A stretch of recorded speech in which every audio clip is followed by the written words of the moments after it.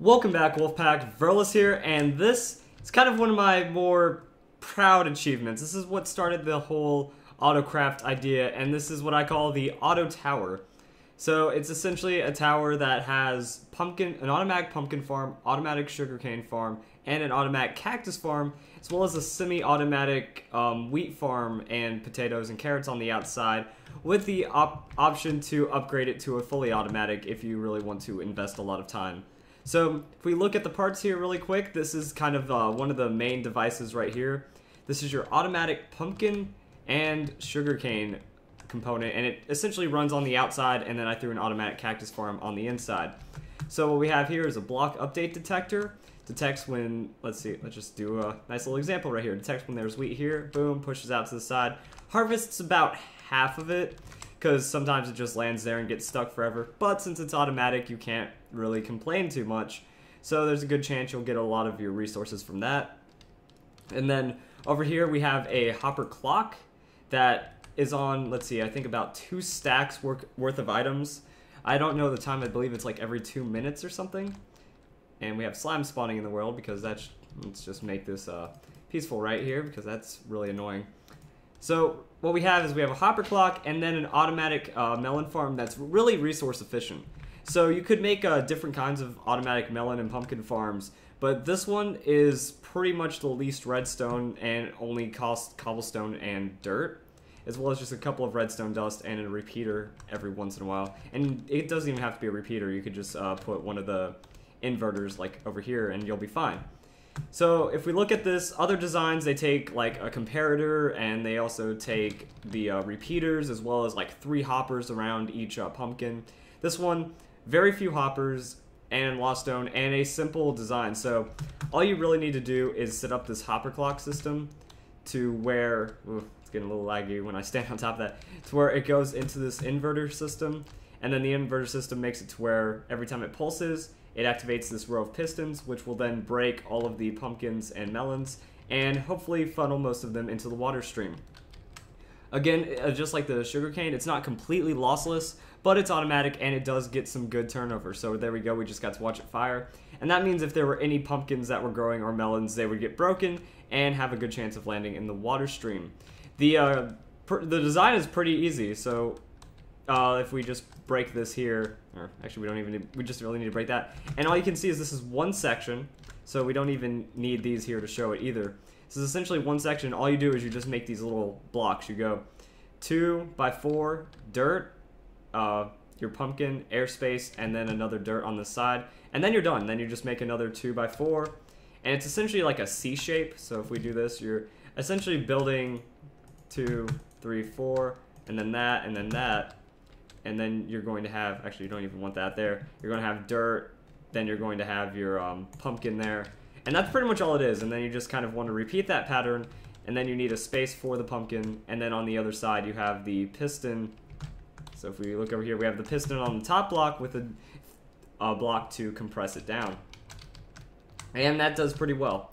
So if you look over here, you just need to repeat that as long as you want. And then you can also do it with sugarcane. The only tricky part is the water stream. I have it to where it's 7 blocks, I believe. Yeah, it's 7 blocks. That way everything funnels into these 3 hoppers on both sides. And then you can either make a break here to like just, take out this part of the farm and just have a break and then start it over again. Or you can try to make a weird system where all the hoppers fit. This does pretty well. Funnels everything in there. And as you can see, decent turnover. It's also gotten some chickens because chickens and stuff like getting stuck in there. So if you get chickens stuck in there, it'll also turn into an egg farm. On top of that, we also have your generic automatic or semi-automatic wheat farm. I'll go over that over here. So first off, it's really, really simple. It's one of those ones where you flip a switch, water stream comes down, flushes everything, and then you have to replant it. I don't think, yeah, there it is. I was like, I don't think I have the water stream set up, but there you go right there. Looks like we're missing 1 block worth of success. But anyway, I haven't really refined how you loop it around, but that's just kind of the idea. So yeah, then you have to go and replant it, unfortunately, but it does funnel everything into this chest right here. So when you're done, looks all good, have a lot of resources. After that, we have in the center a simple cactus farm. This is Probably one of the easier designs to make. You just need to go 1, 2, 3, 4, 5, 6, 7, 8, 9, 10, 11. 11 by 11 square. Put water blocks in and on the corners, and all the cacti funnels into the center. Then you just need to run a row, and it breaks, and then you just need to add a flat layer on top of it for the water on the next layer, and then it goes up like that. So if we look at this, this is everything kind of coming together inside here, inside of the tower. So if we look into the tower, we have a high cactus farm. Let's see if we got any. Yeah, we're getting a good amount of loot right here. So as you can see, the cacti will just break. It all funnels into the center, breaks it down. We got a cactus coming in right there. And that's not a large cactus farm. That's only 1, 2, 3, 4, 5, 6 layers, and you get great production. As you can see, like I said, you want to run this around the whole side, or the whole way, and let's hop in here.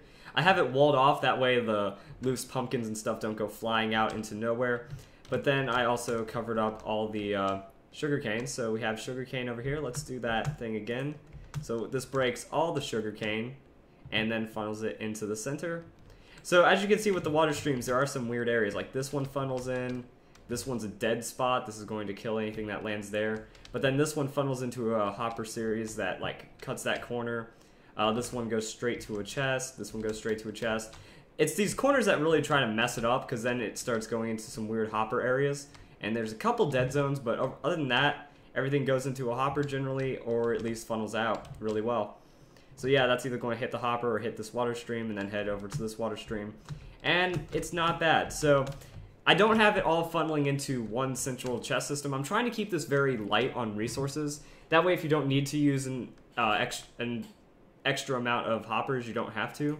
That this has, well, we killed something in there as well. So it has pumpkins, melons.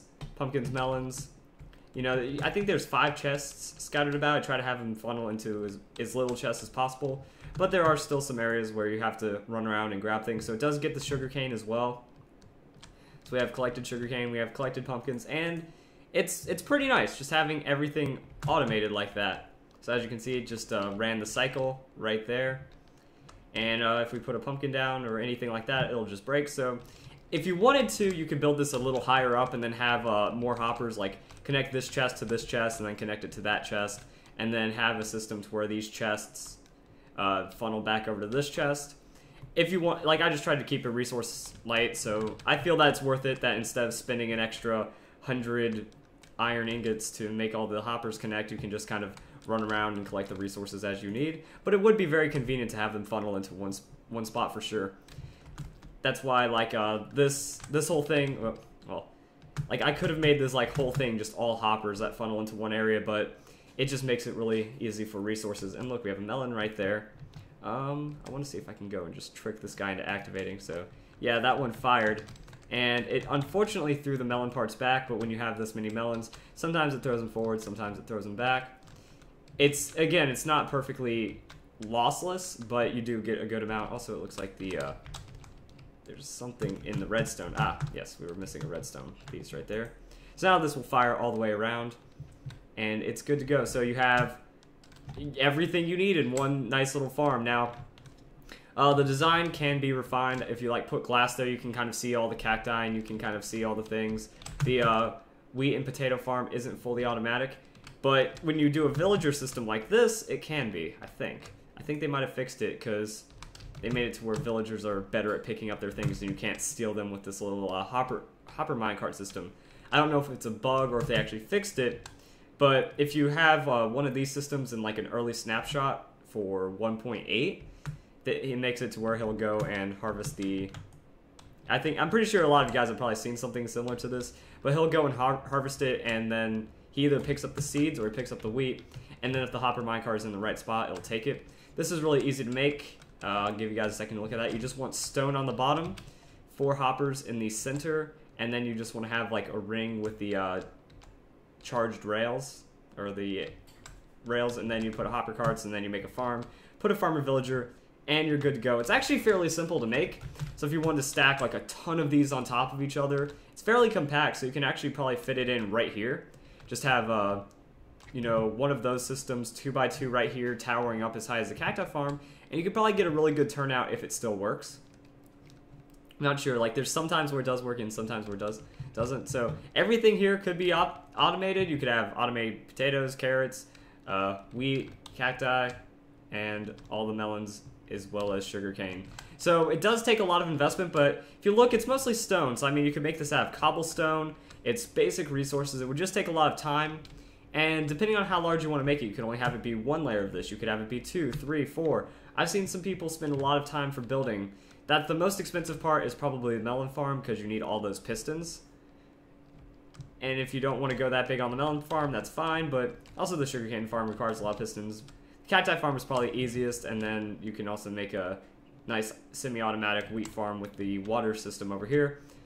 That's about it. So if you just want to do something, you know, set this up on a server, set this up in your world, go AFK for like 5 hours, and then you'll have all the melons, pumpkins, and stuff you could ever need. And the cool thing about this is if you build this early in your series, like say you build this first or second, like once you have a lot of loose resources, whenever you're building something else, this is just accumulating resources. So build a mob tower, then build this, and then the next thing you're building, you're getting mob loot, and you're getting all this, and then you could probably just call it quits because you'll have too many resources and just be done with the game because you've built something like this.